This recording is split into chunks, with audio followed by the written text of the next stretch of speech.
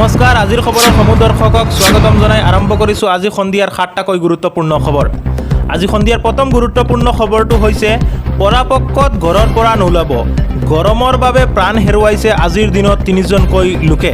আমি জনাই আছোঁ এটা অত্যন্ত গুৰুত্বপূৰ্ণ খবৰ। পৰাপক্ষত ঘৰৰ পৰা নোলাবলৈ আহ্বান জনতালৈ। অত্যাধিক গৰমে বিপদ মাতিছে জনসাধাৰণলৈ। লখিমপুৰত গৰমৰ বাবে প্ৰাণ হেৰুৱাইছে আজিৰ দিনত 3জনকৈ লোকে। আৰু গৰমৰ বাবে অসুস্থ হৈ পৰিছে বহু বিদ্যালয়ৰ শিক্ষাৰ্থী। আজি সন্ধিয়াৰ পৰৱৰ্তী গুৰুত্বপূৰ্ণ খবৰটো হৈছে মিয়া এদিন শিৱসাগৰৰ SP হ'লে খেদিব পাৰিব নেকি মিয়াক? এইবুলি মন্তব্য কৰি কোনে কৰিছে আমি সবিশেষ জনাই আছোঁ। মিয়া এদিন শিৱসাগৰৰ SP ডিব্ৰুগড় মেডিকেল কলেজৰ অধীক্ষক হ'লে খেদিব পাৰিব নেকি মিয়াক? আজমল ফাউণ্ডেশ্যনে প্ৰতি বছৰে 4 শতাধিক চিকিৎসক অভিযন্তা গঢ় দিছে। মিয়াৰ সন্তান এদিন হ'ব IAS IPS। শাক পাচলি মাছক লৈ ব্যস্ত থাকিল অসমীয়া জাতি। আৰু আটাইতকৈ বেছি নিজৰ জাতিক ভাল পোৱা লোকজন হৈছে আজমল। এইবুলি মন্তব্য কোনে কৰিছে আমি জনাই আছোঁ। সংবাদমেলত APWৰ সভাপতি অভিজিত শৰ্মাৰ এই মন্তব্য। অভিজিত শৰ্মাই এই মন্তব্য কৰা পৰিলক্ষিত হৈছে যে মিয়া হ'লে শিৱসাগৰৰ SP হ'লে খেদিব পাৰিব নেকি মিয়াক? আজি সন্ধিয়াৰ পৰৱৰ্তী গুৰুত্বপূৰ্ণ খবৰটো হৈছে এইবাৰ RSSক লৈ দিল্লীৰ মুখ্যমন্ত্ৰী ৰাষ্ট্ৰকৈ প্ৰশ্ন কৰা পৰিলক্ষিত হৈছে। RSSক লৈ দিল্লীৰ প্ৰাক্তন মুখ্যমন্ত্ৰী অৰবিন্দ কেজৰিৱালৰ সৰব হৈ পৰিছে RSSৰ বিৰুদ্ধে। দিল্লীৰ যন্তৰ মন্তৰৰ পৰা RSSক কৰিলে কেইবাটাও প্ৰশ্ন। বিজেপিৰ সন্দৰ্ভত RSS প্ৰদান লৈ প্ৰশ্ন অৰবিন্দ কেজৰিৱালৰ। RSSক লৈ 5টা প্ৰশ্ন কৰিছিলে অৰবিন্দ কেজৰিৱালে। যিদৰে ED CBI বয় দেখুৱাই চৰকাৰ ভঙা হৈছে সেই পন্থাক RSSে সমৰ্থন কৰেনে এইবুলি প্ৰশ্ন অৰবিন্দ কেজৰিৱালৰ। মোদীয়ে সকলো ভ্ৰষ্ট নেতাক বিজেপিলৈ আনিছে। RSSে মোদীজীৰ এই কাৰ্যক সমৰ্থন কৰেনে বুলি প্ৰশ্ন উত্থাপন কৰিছে। নিৰ্বাচনৰ সময়ত JP নাড্ডাই দিয়া মন্তব্যক লৈ RSSক অসন্তুষ্টি ব্যক্ত কৰিবনে এইবুলি এই প্ৰশ্ন উত্থাপন কৰিছে এইবাৰ দিল্লীৰ মুখ্যমন্ত্ৰী অৰবিন্দ কেজৰিৱালে। ৭৫ বছৰৰ অৱসৰ লোৱাৰ নিয়ম মোদীৰ ওপৰত বলবৎ হ'বনে? বিজেপিৰ পদভ্ৰষ্ট নোহোৱাতকৈ RSSৰ দায়িত্ব বিজেপিৰ বৰ্তমানৰ কাম কাজ বন্ধ কৰিবলৈ মোদীক RSSে ক'ব নেকি? এই বহুকেইটা প্ৰশ্ন উত্থাপন কৰিছে আজি দিল্লীৰ প্ৰাক্তন মুখ্যমন্ত্ৰী অৰবিন্দ কেজৰিৱালে। আজি সন্ধিয়াৰ আন এটা গুৰুত্বপূৰ্ণ খবৰ হৈছে এইবাৰ পুনৰ জোনমণি ৰাভাৰ প্ৰসংগ। অসম আৰক্ষীৰ 6 বিষয়াৰ বিৰুদ্ধে বিভাগীয় তদন্ত। পুনৰ জোনমণি ৰাভাৰ প্ৰসংগ আহিছে।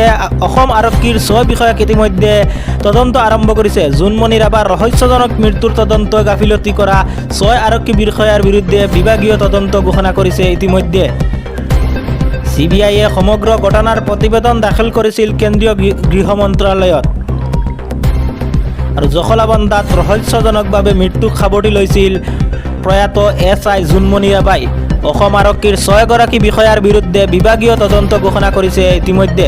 পোষ্টমৰ্টেম ৰিপৰ্টত জোনমণিক চিকিৎসালয়ত ভৰ্তি কৰোৱাৰ লগতে দেখা গৈছিল বহু বিসংগতি। জখলাবন্ধাৰ তদানীন্তন OC পৱন কলিতাৰ বিৰুদ্ধে তদন্তৰ ঘোষণা কৰিছে ইতিমধ্যে। শৈবৰগাঁৱৰ আৰক্ষী চকীৰ তদানীন্তন IC আবাজ্যোতি ৰাভাৰ বিৰুদ্ধে হ'ব তদন্ত। নগাঁৱৰ তদানীন্তন TSI উৎপল বৈশ্যৰ বিৰুদ্ধে তদন্তৰ নিৰ্দেশ।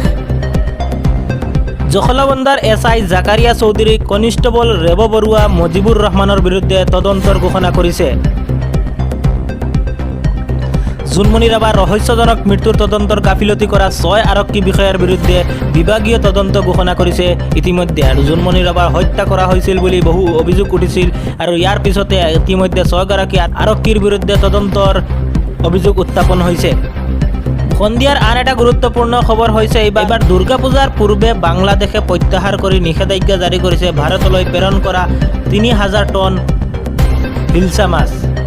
দুৰ্গা পূজাৰ পূৰ্বে বাংলাদেশে ভাৰতলৈ 3000 পৰিমাণ প্ৰায় 1500 টন হ'ব পাৰে এই মাছ নিষেধাজ্ঞা জাৰি কৰিছে বাংলাদেশৰ নতুন চৰকাৰে। পূৰ্বৰ নিষেধাজ্ঞাৰ পিছত এই সিদ্ধান্ত লোৱা পৰিলক্ষিত হৈছে।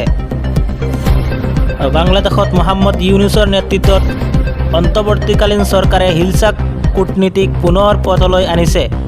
বাংলাদেশৰ বাণিজ্য মন্ত্ৰালয়ে এই বছৰ দুৰ্গা পূজাৰ পূৰ্বে ভাৰতলৈ 3000 টন হিলচা মাছ ৰপ্তানি কৰিবলৈ অনুমোদন জনাইছে।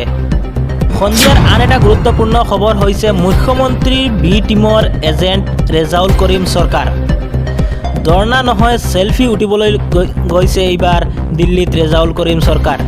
এই বুলি কটাক্ষ কৰা পৰিলক্ষিত হৈছে ৰেজাউল কৰিম চৰকাৰক। মুখ্যমন্ত্ৰীৰ বি টিম এজেণ্ট বুলি ৰেজাউল কৰিম চৰকাৰক কটাক্ষ কৰিছে এইবাৰ কোনে এনেধৰণৰ কটাক্ষ কৰা পৰিলক্ষিত হৈছে আমি জনাই আছোঁ সবিশেষ।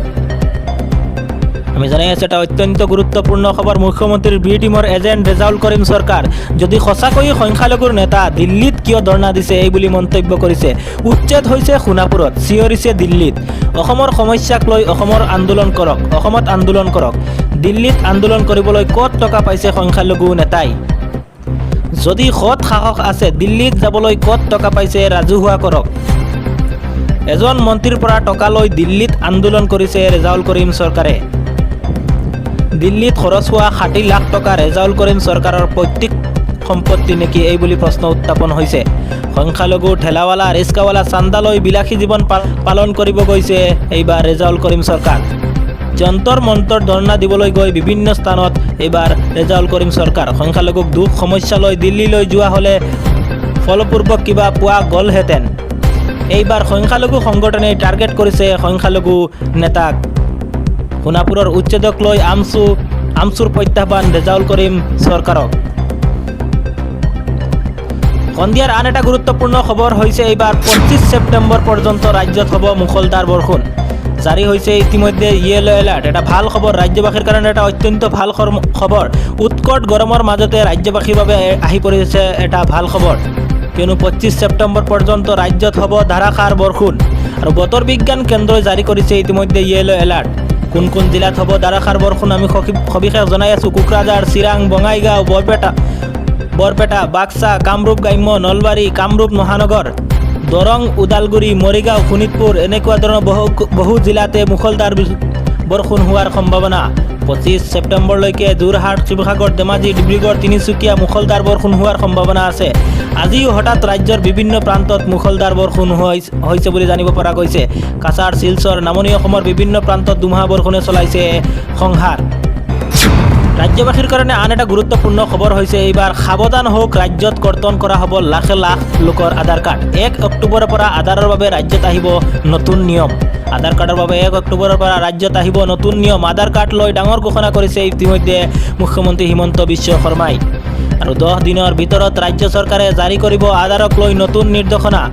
অসমত বিদেশীৰ হাতে হাতে আছে এতিয়া আধাৰ কাৰ্ড। এতিয়াৰে পৰা কেৱল NRCত আবেদনকাৰীহে লাভ কৰিব আধাৰ কাৰ্ড। NRCৰ আবেদন নকৰিলে এতিয়াৰে পৰা অসমত নাপাব আধাৰ কাৰ্ড।